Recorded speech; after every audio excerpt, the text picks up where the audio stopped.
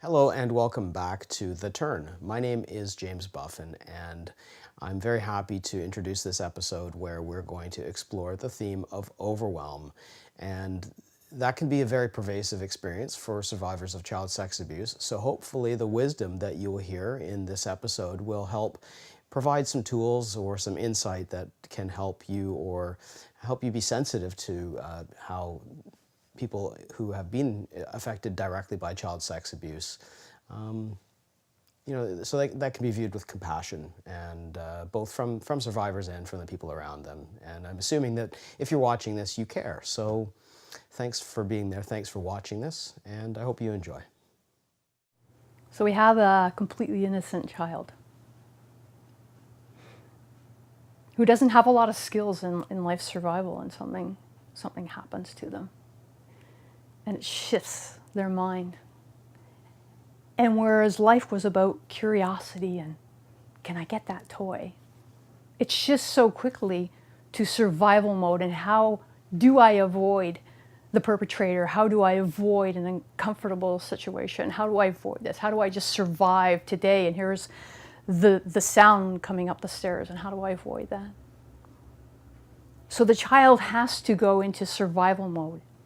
And from my experience, as the child gets older, they want to numb that past experience. So you fill it.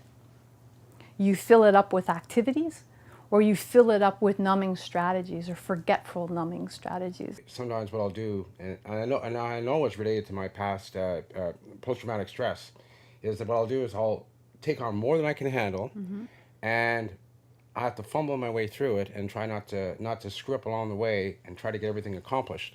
And amazingly, 90% of the time I do. Actually, I think I'll even go a little bit higher than that. 95% of the time I manage to pull it off, and I have no idea how I do it.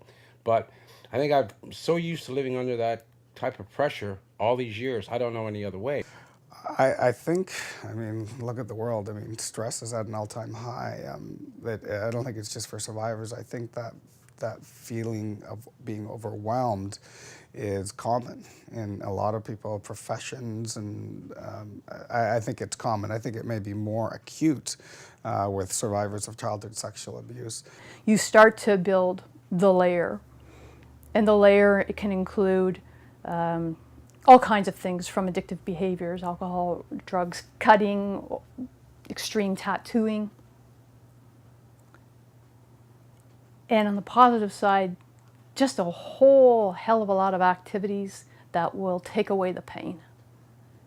Sometimes it's good for me, and sometimes it's bad for me. What I mean, good meaning that I get things accomplished, and the bad part of it is the anxiety that I carry by trying to accomplish this. Yeah, like trying to be perfect.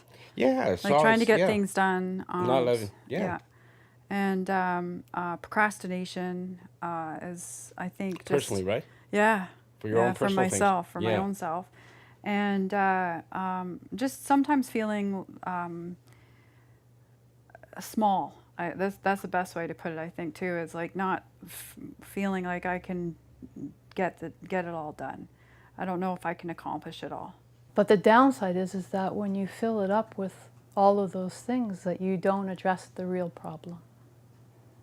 And that's at the core of all of these AA groups and people working too much, not wanting to go home. It's that we haven't dealt with because of shame. It's when we buy into those feelings and take those feelings for who we are that we dive into them rather than let them ebb and flow. That's how life goes. Feelings will go up, feelings will go down. The more we can kind of stay in the middle and understand that those feelings will pass, like our thoughts will pass, like our body changes all the time, that if we get stuck in it and our thoughts start to do this circle around, I feel terrible, this is terrible, my life is terrible, and then you start that cycle of feeling, thought, feeling, thought, feeling, thought, rather than just letting it be, there'll be a natural, the whole yin-yang philosophy, if there's dark, there's going to be light. And if you will stick into the darkness, you're not allowing the light to balance your life off a little bit.